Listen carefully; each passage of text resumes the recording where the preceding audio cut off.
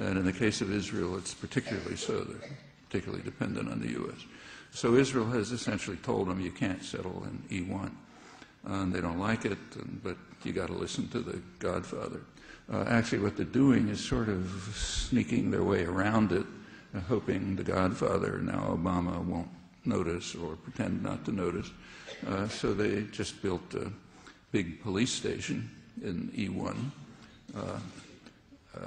for the whole area, what's called Judea and Samaria. And they say it was okay, they're not violating U.S. orders, because they didn't do it with state funds. They got rich Jewish donors in Brooklyn or somewhere to pour in money to build the police station, so it really isn't state funds. So it's not in violation of the Godfather's orders, and maybe you won't notice. So far, Obama hasn't deigned to notice. But nevertheless, it's an interesting case. It shows that if the United States wants to do something, even something which is quite vital to Israeli plans and policies, all it has to do is say so. Nothing else is required, and they do it.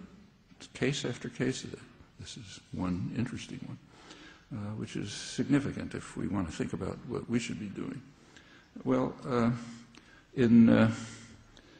there are many analogies drawn constantly between Israel and South Africa, varying merit. I don't use most of them myself, but the one I mentioned I think is appropriate. And there's another one which I think is even more pertinent, although I've never heard it mentioned, so I'll mention it now. 50 years ago, the apartheid regime in South Africa, the white nationalist regime, was becoming well aware that it was on the way to becoming a pariah state, just as Israel is aware of that today. And the reactions are strikingly similar. If you go back to South African history and take a look at the way they reacted in the early 60s and the way Israel's reacting now, it's remarkable similarities worth looking at. Large-scale information campaigns to convince the world of how righteous we are and how we're right about everything and so on. There's the kind of circling the wagons, kind of pulling in to defend yourself from the irrational, hostile world. There's the ultra-nationalist tendencies in both cases, very striking today in Israel, and a lot more. In 1958, the South African foreign minister informed the American ambassador, I'll quote him now, that strong resolutions, UN resolutions against South Africa that were beginning to be passed at that time by a large majority at the United Nations, he informed the American ambassador that they don't matter.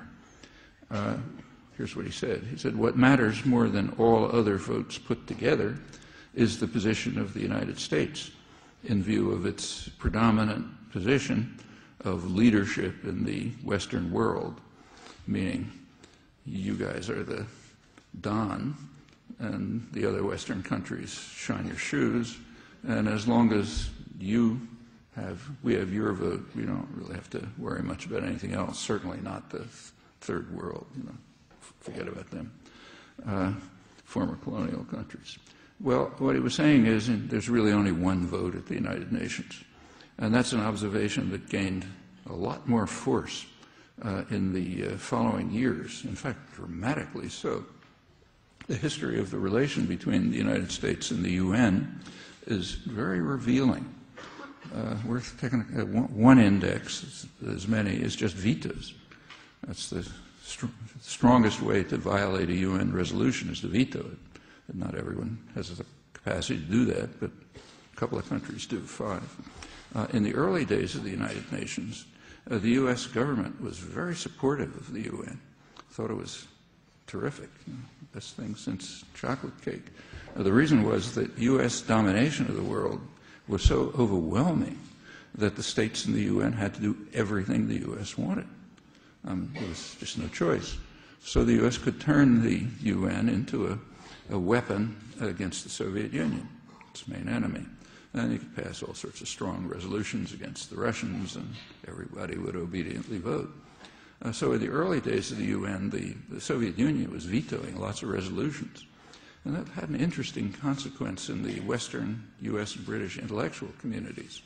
So you had distinguished figures, leading anthropologists and others, psychiatrists, trying to figure out what is it about the Russian character that makes them get up at the UN and say no, you know. And the major theory, when I was a grad student at this time, we thought it was comical, like 5 of us in the country. We used to call the main theory was that the Russians raise their children with swaddling clothes, and that makes it negative. So therefore, when they get to the UN, they say no. We used to call it diaperology, but it was a very widespread theory. You know, major figures, I don't want to embarrass anybody, but major figures who you know and read.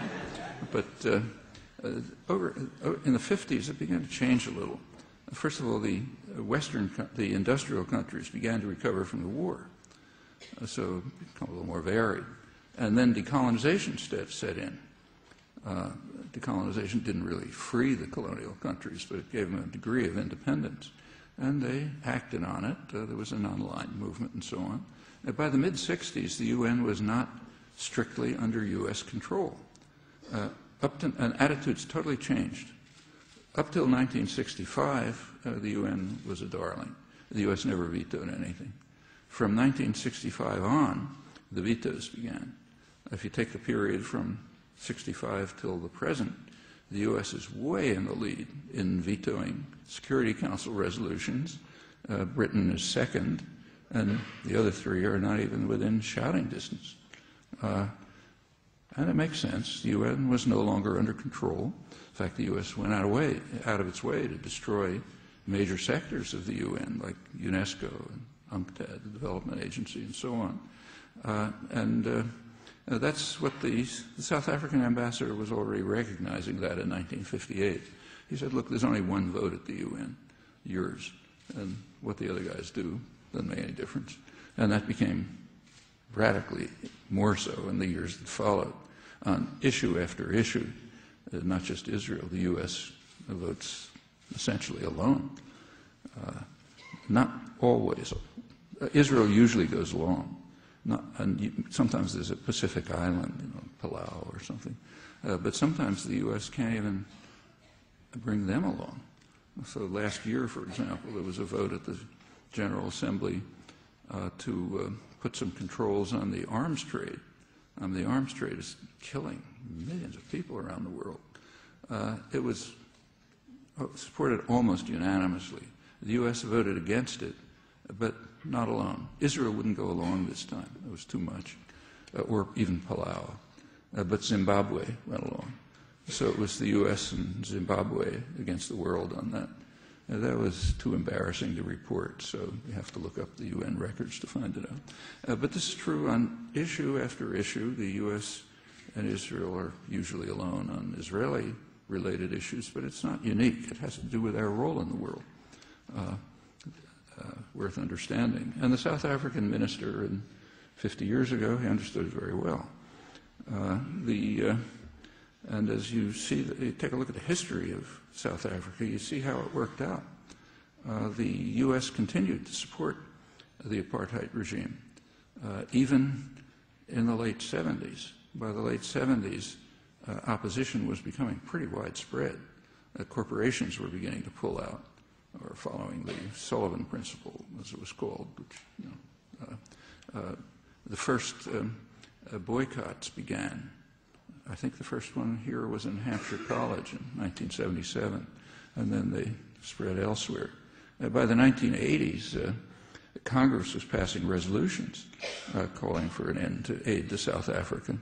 The Reagan administration continued to support South Africa very strongly, but it had to evade congressional resolutions, evade business opposition. It's a real powerful state interest, and it wasn't a joke. Through the 1980s, South African military operations, terrorist operations supported by the United States, killed about 1.5 million people just in the surrounding countries, let alone what was happening in South Africa. So this is, and all with U.S. support. it makes Reagan's terrorism elsewhere, it sort of pales in comparison. So in Central America, which is the most obvious region of Reaganite terrorism, maybe a couple 100,000 people were killed. In the Middle East, the U.S. supported every Israeli atrocity.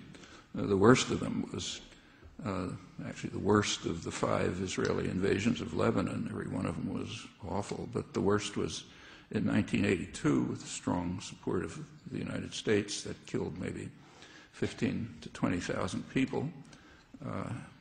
It extended to Beirut, which the bombing of Beirut in that invasion was it killed about twice as many people as the Serbian bombing in Sarajevo.